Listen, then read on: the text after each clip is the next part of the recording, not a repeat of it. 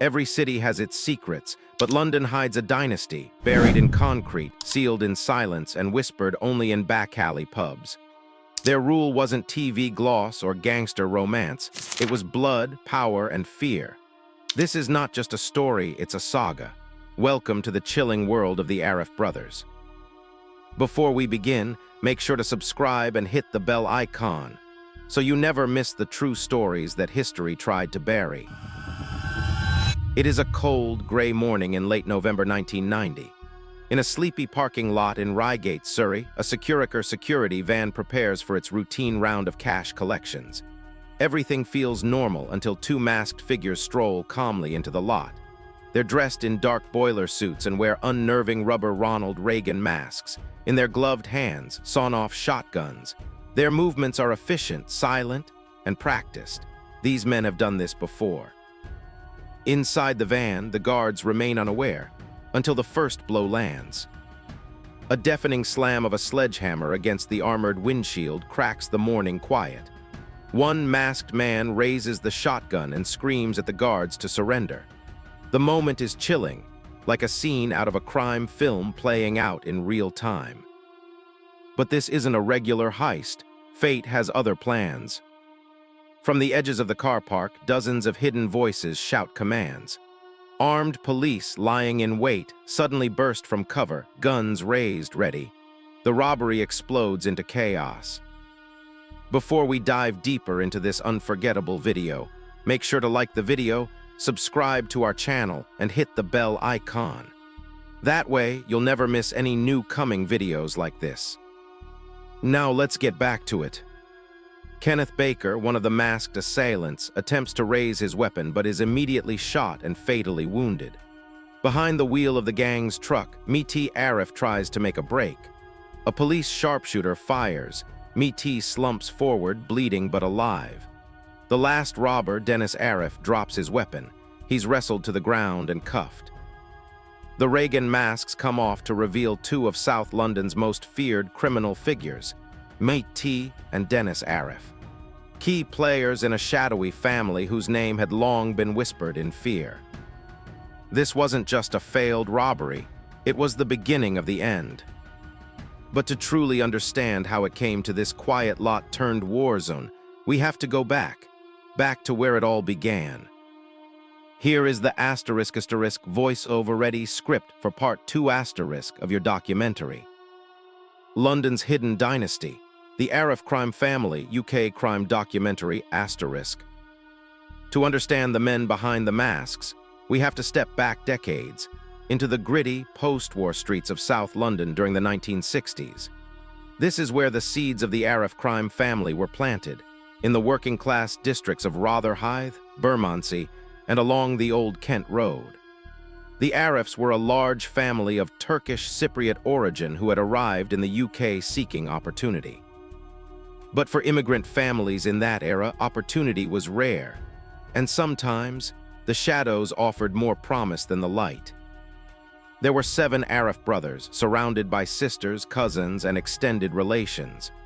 In their teens, like many young men around them, they flirted with trouble, petty theft, street fights, the occasional joyride or burglary.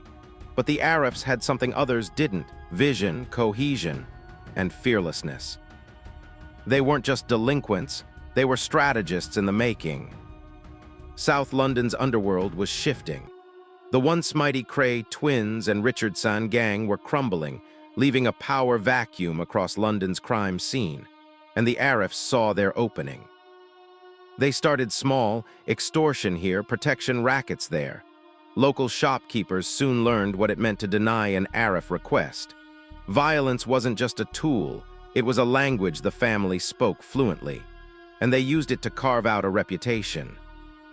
Word of their brutality spread.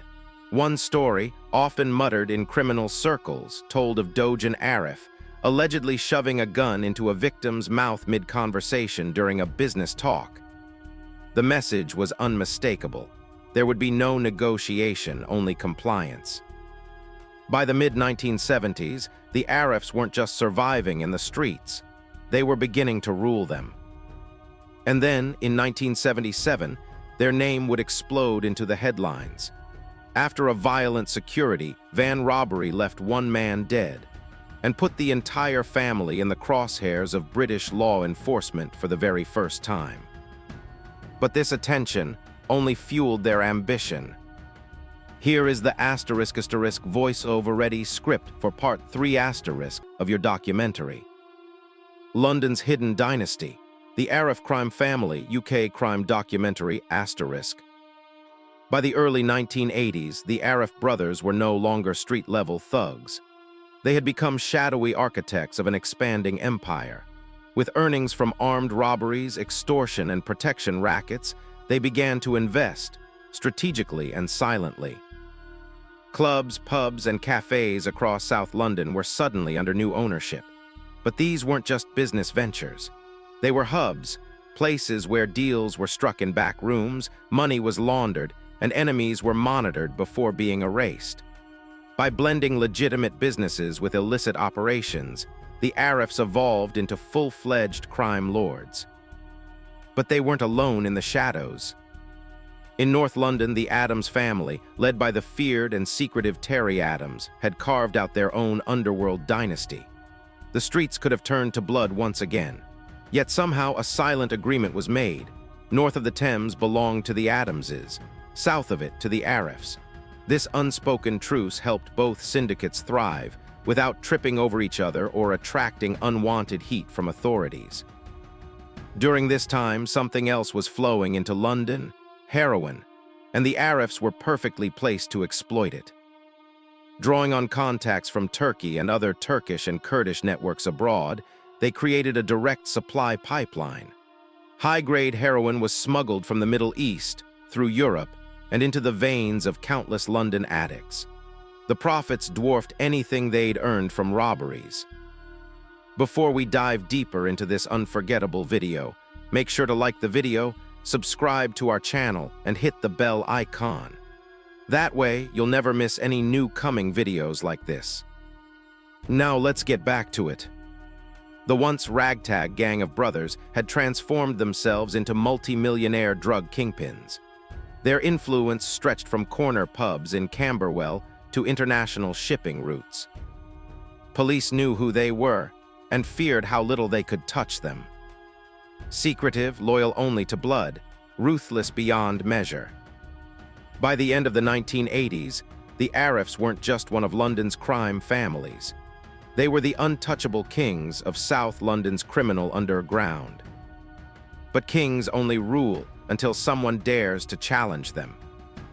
Here is the ** voice-over-ready script for Part 4* of your documentary. London's Hidden Dynasty, the Arif crime family, UK crime documentary **. Every empire eventually meets resistance, and for the Arifs, it came from within their own backyard. By the late 1980s, rival families were emerging from South London's underworld, none more aggressive than the Brindle and Daly clans. These weren't outsiders. They were locals, raised on the same streets, shaped by the same brutal environments, and unlike other rivals, they weren't afraid of the Arifs. The tension simmered until the summer of 1990, when everything changed. On a warm August night, the Queen Elizabeth pub in Wandsworth became ground zero. Armed men linked to the Brindle family stormed inside, pressing a pistol to the lips of pub landlord John Daly and demanding taxes, a blatant act of extortion. But this wasn't about money. This was a message. John Daly wasn't just a landlord. He was aligned with the Arifs, possibly even family. By targeting him so publicly, the Brindles were declaring war. The Arifs didn't wait long to respond. Just weeks later, South London nightlife turned into a battlefield. In a crowded nightclub, Stephen Dallagan, a close Brindle associate, was shot multiple times at point-blank range by a quiet man in the crowd. That man was Ahmad Abi Abdullah, cousin to the Arif brothers and one of their most trusted enforcers. Dallagan survived, but the story was clear. The Arifs had fired back with intent to kill. Across South London, whispers spread like wildfire. Fear gripped neighborhoods from Peckham to Woolwich. Every pub doorway, every nightclub corner could hold a hidden gunman. Before we dive deeper into this unforgettable video, make sure to like the video, subscribe to our channel, and hit the bell icon. That way, you'll never miss any new coming videos like this. Now let's get back to it. The rules of the underworld had been broken. Territory was being contested. Blood had been spilled on both sides. What had begun as a territorial spat was now something far more dangerous. A gangland feud fueled by revenge, pride, and the need to restore dominance. And the next chapter, it would be written in blood. Here is the *** voiceover-ready script for Part 5 * of your documentary. London's Hidden Dynasty, the Arif crime family, UK crime documentary ***.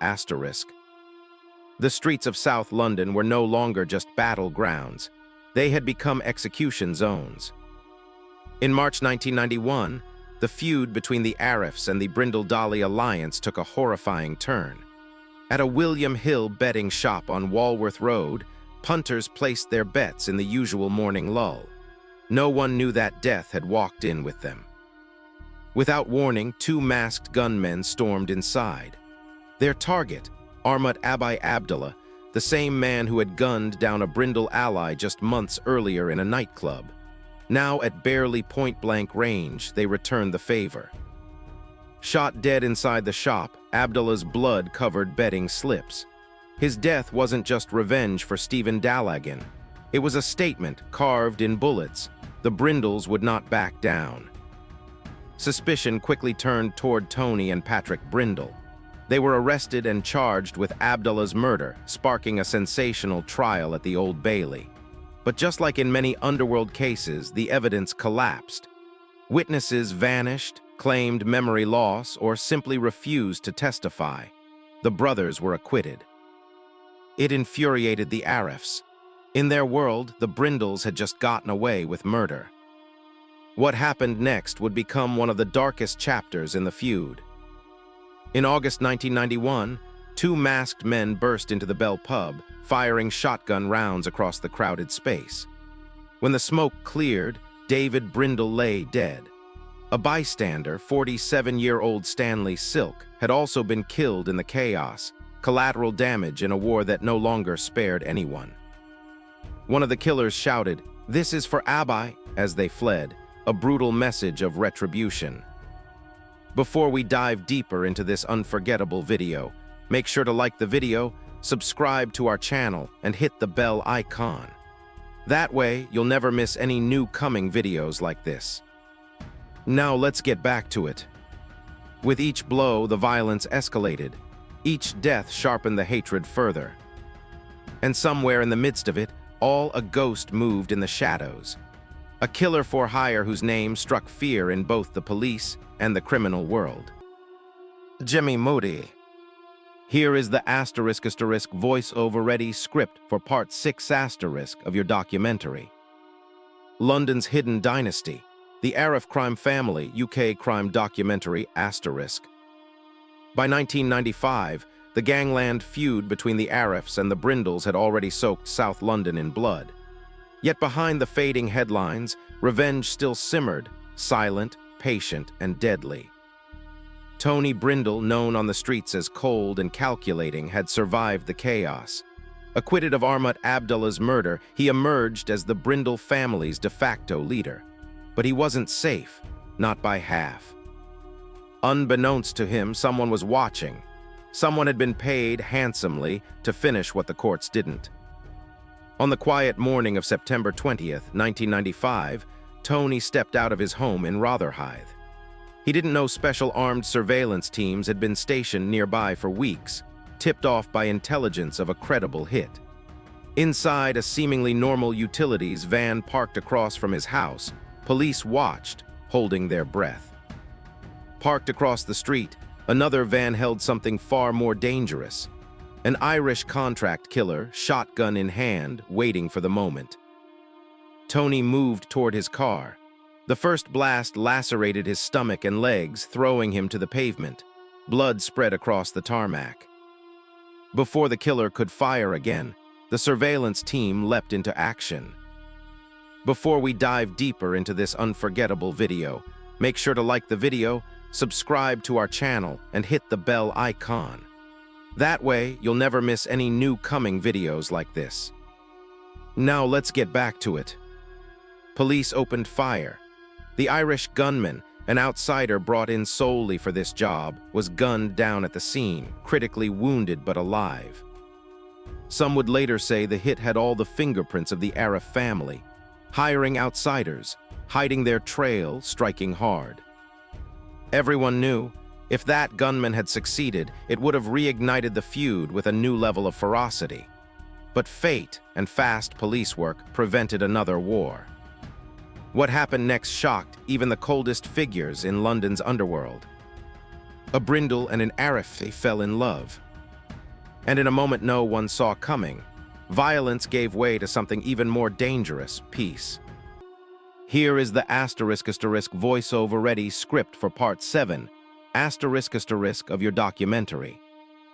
London's Hidden Dynasty, the Arif Crime Family UK Crime Documentary *. As the 1990s wore on, the Arif family's war with the Brindles wound down, not with surrender, but with something far more surprising.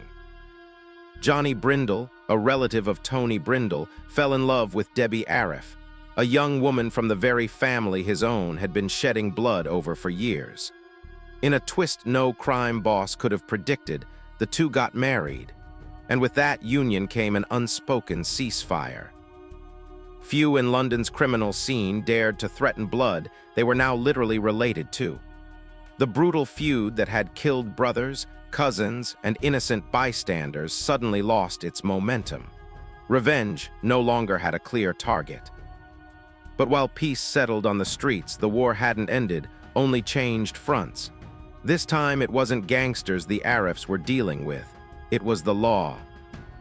The failed 1990 Securica robbery had already landed Moody and Dennis Arif in prison, sentenced to 18 and 22 years. That was just the beginning. Law enforcement had learned, no more scattered local operations. A coordinated crackdown began, led by the newly formed National Criminal Intelligence Service, NCIS. For years, they gathered surveillance, flipped informants, and followed the Arifs' movements down to the finest detail. And at the center of this new focus stood Dojan Arif, the patriarch. Considered one of the most violent figures in the family, he had evaded major prosecutions for years. But finally, he was caught in a massive heroin importation plot, worth over £8.5 million. Convicted and sentenced to 14 years, Dojan's fall left the family reeling. But one Arif brother still stood untouched, the most elusive of them all. Bakir Arif, the Duke. Before we dive deeper into this unforgettable video, make sure to like the video, subscribe to our channel, and hit the bell icon. That way, you'll never miss any new coming videos like this. Now let's get back to it. Quiet, observant, and deeply connected, Bakir was believed to be the real mastermind behind the Arif drug empire. While his brothers drew blood in the streets, he dealt in silence until the evidence finally caught up with him.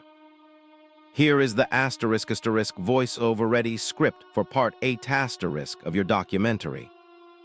London's Hidden Dynasty, the Arif Crime Family UK Crime Documentary *. By the late 1990s, the Arif crime family was in retreat. Met and Dennis were behind bars. Dojan, the feared enforcer, locked away. Yet one figure remained, a ghost on the edges of law enforcement's radar. Bakir Arif, known as the Duke. He wasn't like the others, quiet, cautious, a thinker among brawlers. While his brothers made headlines through brute violence, Bakir was running numbers, forging connections, and building an empire in the shadows one police couldn't touch. Until 1999. After years of phone taps, undercover surveillance, and carefully planted informants, police caught Bakir arranging a staggering heroin import valued at £12.5 million. He'd been recorded discussing logistics, pricing, and routes with an almost chilling professionalism. not a gangster playing tough, but a businessman in control. In court, Bakir tried to play the fool. He claimed to be a bumbling club owner, even likening himself to Del Boy, the cheeky rogue from Only Fools and Horses ***. But the jury didn't laugh. The recordings told the truth. He was sentenced to 23 years in prison. Most thought that was the end. But the Duke wasn't done. Released and monitored, Bakir returned to the game like he'd never left. In 2015, police raided a Somerset caravan and uncovered 48 kg of high-purity amphetamines. The trail led straight back to Bakir. Once again, he was arrested, this time for dealing drugs while under a serious crime prevention order. At nearly 60 years old, he was sentenced to another 11.5 years in prison. Before we close this unforgettable video, make sure to like the video, subscribe to our channel, and hit the bell icon. That way, you'll never miss any new coming videos like this. Now let's finish the story. The Arif Empire had collapsed, not in a single moment, but piece by piece. Their name, once spoken in whispers across South London, faded into echoes. But in cafes and pubs, among old faces who remember, it still lingers. A legacy of violence, fear, and ruthless ambition. The Arifs were gone, but never quite forgotten.